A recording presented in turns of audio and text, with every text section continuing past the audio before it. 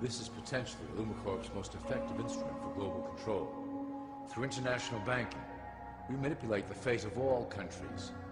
We have introduced many institutions, such as the IMF and WTO, that work in our favor to impoverish disobedient nations.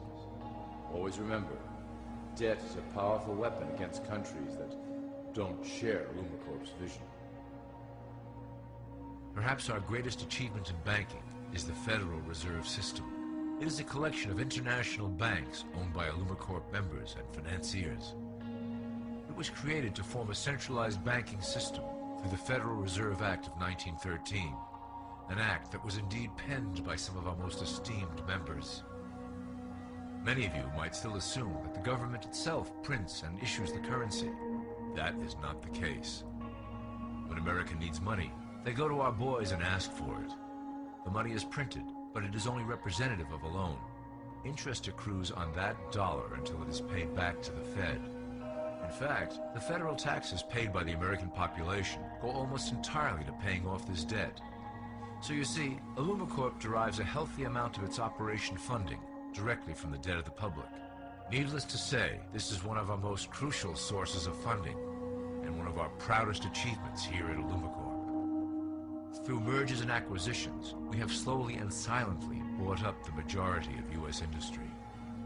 Lumacorp and its members own most of the oil, transport, banking, media, food and communications industries in America and abroad. Through fewer and fewer conglomerates, we are able to effect with great precision the machinations of labor and government. Ultimately, corporations will replace government as a centralized international body that can meet the needs of the public worldwide without the chaos created by national self-interest. When Lumacorp goes public, corporatism will be the foundation for world government.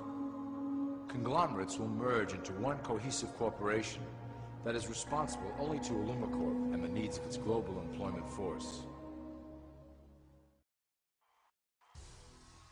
You have owners. They own you. They own everything. They own all the important land. They own and control the corporations. They've long since bought and paid for the Senate, the Congress, the state houses, the city halls. They got the judges in their back pockets. And they own all the big media news, all the big media companies, so they control just about all of the news and information you get to hear. They got you by the balls. Well, the Federal Reserve is an independent agency, and that means basically that there is no other agency of government which can overrule actions that we take. So long as that is in place and there is no evidence that the administration or the Congress or anybody else is requesting that we do things other than what we think is the appropriate thing, then what the relationships are don't frankly matter. They know what they want. They want more for themselves and less for everybody else. And who got the money? Hundreds and hundreds of banks. Any bank that has access to the U.S. Federal Reserve's discount. Tell us who they are. No, because the reason that is counterproductive and will destroy the value of the program. Forget the politicians. They're irrelevant. The politicians are put there to give you the idea that you have freedom of choice. You don't. Are we rolling tape on that? Yeah. Just a one-finger victory salute.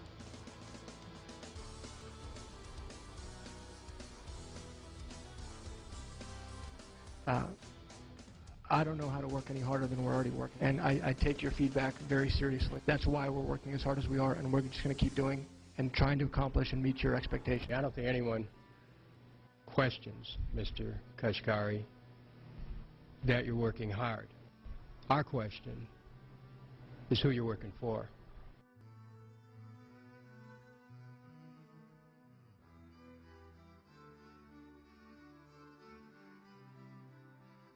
They don't want well-informed, well-educated people capable of critical thinking. They're not interested in that. They don't want people who are smart enough to sit around the kitchen table and figure out.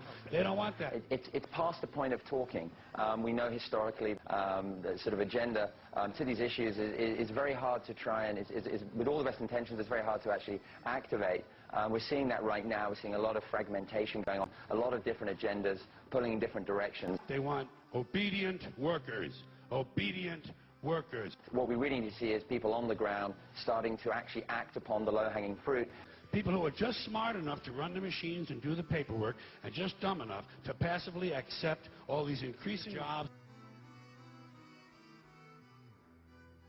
With the lower pay, the longer hours, the reduced benefits, the end of overtime, and the vanishing pension that disappears the minute you go to collect it. And now they want your retirement money. They want it back so they can give it to their criminal friends on Wall Street.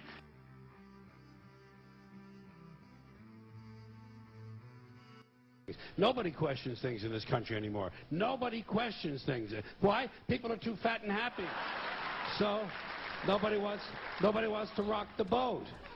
And people just gizmo. Americans have been silenced, bought off and silenced by gizmos and toys. And as a result, no one's ever learned to question things. No one questions things in this country anymore.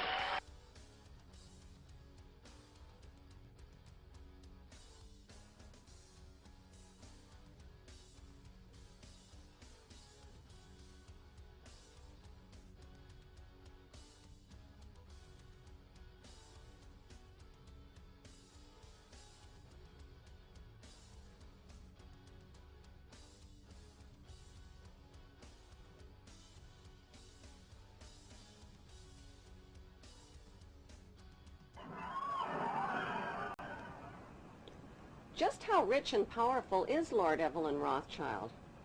Historically, the Rothschild family wealth was hidden in underground vaults. The Rothschilds' secret financial records were never audited and never accounted for.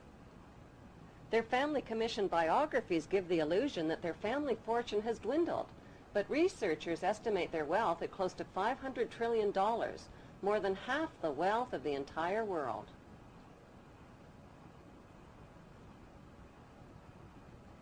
Besides their many castles, palace mansions, wineries, racehorses, and exotic resorts, the Rothschilds bought Reuters in the 1800s. Reuters then bought the Associated Press, which selects and delivers the same news stories to the entire world, day after day. They have controlling interest in 3 major television networks and easily avoid media attention since they own it. Until recently, they owned and operated England's Royal Mint and continue to be the gold agent for the Bank of England, which they also direct. They control the LBMA, London Bullion Market Association, where 30 to 42 million ounces of gold worth over $11 billion are traded daily. The Rothschilds earn millions weekly just on transaction fees alone. They also fix the world price of gold on a daily basis and profit from its ups and downs. Over the centuries, the Rothschilds have amassed trillions of dollars worth of gold bullion in their subterranean vaults and have cornered the world's gold supply. They own controlling interest in the world's largest oil company, Royal Dutch Shell. They operate phony charities and offshore banking services where the wealth of the black nobility and the Vatican is hidden in secret accounts at Rothschild Swiss banks, trusts, and holding companies. Although Evelyn Rothschild looks like a harmless gray-haired old man, make no mistake about it, Rothschild and his ancestors have handpicked presidents, crashed stock markets, bankrupted nations, orchestrated wars, and sponsored the mass murder and impoverishment of millions. The wealth hoarded by this one family alone could feed, clothe, and shelter every human being on earth.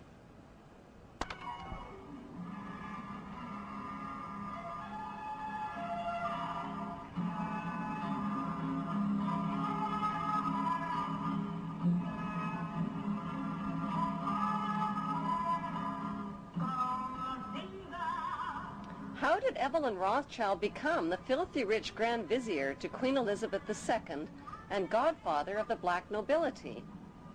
By birth, Evelyn Rothschild is the great-great-great-grandson of Mayor Rothschild and is passing the godfathership down to David de Rothschild.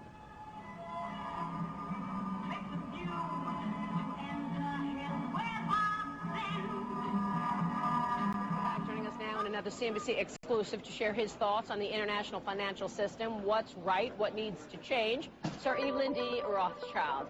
Evelyn, nice to have you on the program. Thanks so much for joining us. Well, thank you for having me. You know, I read your op-ed, and I thought it was so apropos in this period, and you went through all of the people who are to blame for what has gone on, and this is a broad group. Can you take us through your observations, given the fact that we've seen this global situation? Of course, Gordon Brown in Britain was very quick to take a stand and try and offer solutions.